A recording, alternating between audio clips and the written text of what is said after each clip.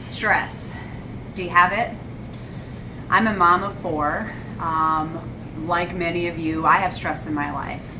A lot of it's good, some of it not so good, right? But we all have stress, whether it's families, whether it's schedules, whether it's your career or a job or financial concerns or monies.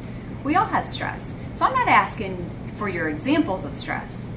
I hear a lot of it, right? Some of you can give me a long list of what's stressing you out. So I'm not asking your examples. I'm asking, do you know what stress is? Do you understand the importance of our bodies functioning at a high level to be able to adapt and overcome, right? And if it's not adapting at a certain level, what are the ramifications? So I want to give you the definition of stress. Stress is anything in our internal or external environment that requires a change in our bodies to be able to not only survive that stress, but overcome it, right? Another word for this is adaptation. When our bodies can adapt to that stress, not only will you be able to survive it, but you'll be able to overcome it. So because we live in Ohio, right? Many times, even this morning, I've heard all about the snowstorm that's supposed to come. So in Ohio, in many areas of the country, we're used to, 65 degrees one day and 35 degrees the next day. So there's a big swing in that shift from one day to the next, right? I see evidence of that, and you might also see evidence of this in your workplace or in your schools, where some people have a hard time adapting that stress, whether it's a cold or the flu or changes in your joints and you're feeling that achiness with the front coming in. One person might be adapting to that stress very, very well, and the other person might have a suppressed function that might not be able to adapt. And we see manifestation of that, like I said, with the sniffles or a cold or sinus pressure, right?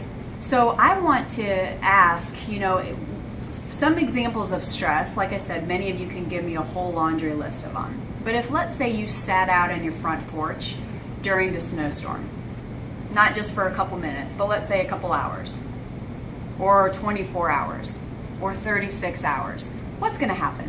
If you sit out in the snowstorm and let's say only a t-shirt, you're not going to be able to wake up and watch the sunrise, right? There's going to be a need of your external environment, and if your body can't meet that need and overcome it, right, bad things, negative things are going to happen. We've all heard of hypothermia, right? That is the person that can't overcome that stress, right? So let's say, for another example, if you have food that we eat, okay? If there's food that we eat, let's say a person's eating a nice, nutritious vegetable and protein meal, right? The 20 or so organs break down that food in the subatomic particles so that way our bodies can maximize the nutrition and the mineral absorption and provide not only proper cell regeneration but also energy for the bodies to be able to thrive.